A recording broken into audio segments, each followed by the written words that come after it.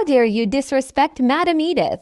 You must have a death wish. The disciples of the Jade Maiden Sisterhood roared angrily. Some even took out their sword, ready to attack. You bastard, do you have any idea what you've just said? Edith looked at him with hatred in her eyes. If it had not been for the Jade Maiden scripture, she would have already killed him for what he'd just said. You were the one whose words cannot be trusted. Why do you care what I say since you're already shameless? Dustin mocked. You bastard. Do not test my patience. Give me the Jade Maiden scripture, and I might spare you this once. Edith gradually lost her cool. Dustin declared. He had been too patient with them, resulting in them to cross the line. If that were the case, he would have to resort to using violence. Do you even have what it takes? Edith looked at him in disdain. That's right. Who are you to say that? How dare you speak so arrogantly? Brittany challenged. With Edith there to back her up, she had nothing to fear. Mr. Adler, break both her legs, Dustin ordered. He couldn't be bothered to waste any more words on them. Yes, sir. Cornelius laughed sinisterly and leapt forward. He couldn't hold back any longer. Those wicked wenches had repaid their kindness with ingratitude. They created many problems for them. They even threatened Dustin and were ready to take what didn't belong to them. He could not put up with them any longer. You're asking for trouble. Edith's gaze turned cold when she saw Cornelius about to attack. She dashed forward and aimed to punch him. For a moment, a fierce wind rose. Sand and dust were flying all over. Just the right timing. Cornelius did not back off and sent a punch aimed straight at Edith. Both fists collided. With a loud bang, they were both sent flying in opposite directions. Cornelius stumbled more than 10 steps back. His heart raced and his arm went numb. But Edith was sent 3 steps back. Her face paled. But in comparison to Cornelius, it seemed like Edith was the stronger one. All hail, Madam Edith. You're amazing, Madam Edith. The Jade Maiden Sisterhood disciples were overjoyed. Ha ha ha, how dare you challenge Madam Edith, you old thing. You overestimate yourself. Brittany laughed meanly, but the moment her voice died down, Edith spat a mouthful of blood and nearly collapsed. Madam Edith. They were all shocked and quickly dashed forward to support her. Edith was stronger than Cornelius, but had yet to recover from her internal injuries. Now that she had suffered the impact of the punch, her injuries acted up again. Stop fighting. Nikki rushed over to stop Edith. Madam Edith, you haven't recovered yet. Please stop. Damn it, brat. Infuriated, Edith slapped Nikki across the face. If it weren't for the incomplete scripture you gave me, I wouldn't have gone to extremes in training and gotten injured. It wasn't me. Nikki held her cheek and shook her head. Frantically, stop lying, Edith shouted. How did that bastard get his hands on the Jade Maiden scripture? I'm sure you were the one who stole it and gave it to him. You ungrateful bitch. I didn't. Nikki denied anxiously. I see what you're up to. Nikki Horst, you gave Madam Edith the incomplete scripture and gave that bastard the real one. You're such a bitch. I thought you were a loyal disciple. It turns out you're just a backstabber who betrayed us. Enough with the acting. You make me sick. Instantly, the Jade Maiden Sisterhood disciples began cursing at Nikki. They were sure Nikki must have conspired with Dustin and took the Jade Maiden scripture for herself. It was a big crime. This is a misunderstanding. Nikki tried to explain herself, but they refused to believe her.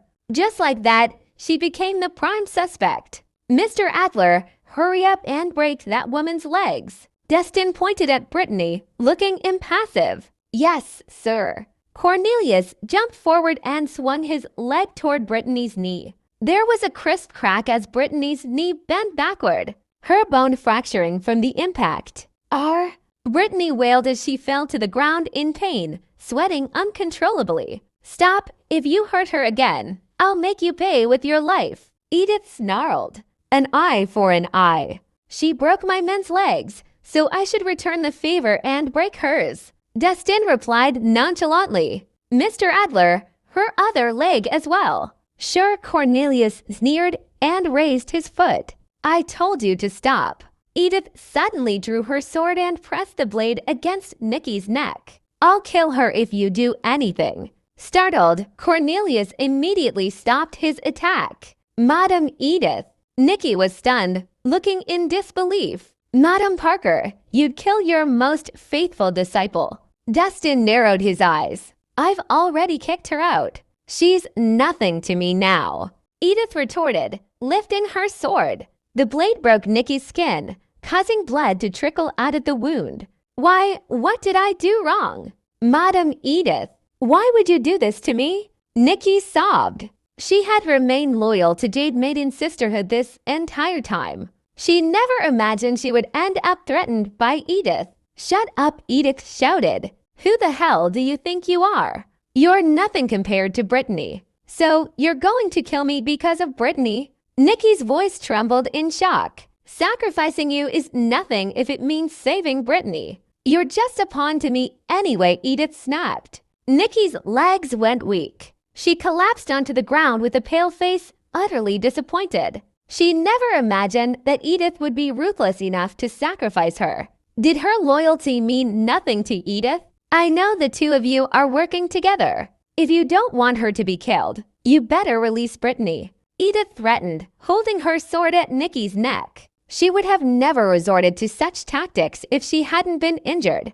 Why? Nikki mumbled as she sat on the ground, tears dripping down her cheeks. Dustin frowned and eventually nodded. Fine, release Nikki, and I'll let go of your disciple. He gestured for Cornelius to step back. Take Brittany away first, Edith signaled. The Jade Maiden Sisterhood disciples hurriedly dragged Brittany away. Letitia remained by Edith's side to keep an eye on Cornelius in case he decided to do anything. Brett, I demand you to hand me the Jade Maiden scripture.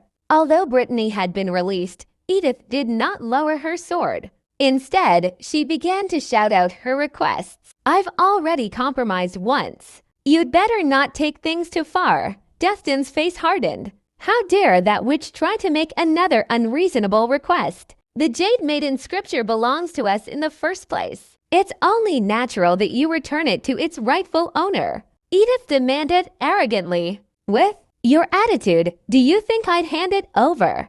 Dustin retorted. Only women have use of the Jade Maiden scripture. What would you do with it? I'll forgive you for your rude actions toward me if you return it to me. Edith continued her arrogant attitude. All of you are the same. Dustin shook his head in annoyance. Even if it's useless to me, I'd rather burn it to a crisp than hand it over to you. Edith's face hardened. You better think this through, brat. I'll kill her if you don't give me the scripture. She pushed the sword harder at Nikki's neck, causing Nikki's wound to deepen and bleed more. I'll destroy your entire group if she dies.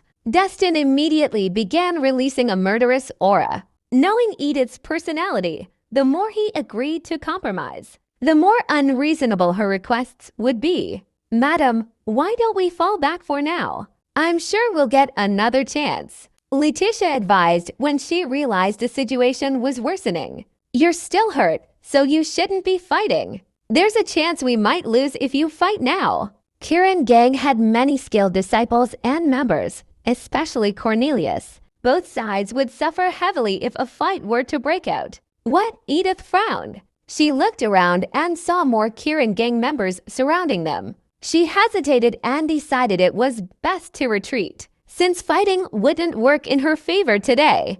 I'll let you off the hook for today. You better hand over the scripture within the next 3 days or be prepared to face the consequences. Edith spat before jumping over the wall with Letitia and disappearing. Instead of going after them, Dustin walked over to Nikki's side and crouched down. Are you still going to be loyal to someone like her? I just don't get it. Why is she acting like this? Am I not good enough? Nikki knelt on the ground, devastated. She's not acting any differently. It's you who never saw her for who she was. Dustin explained before advising. There's no need to look up to someone who tramples all over you.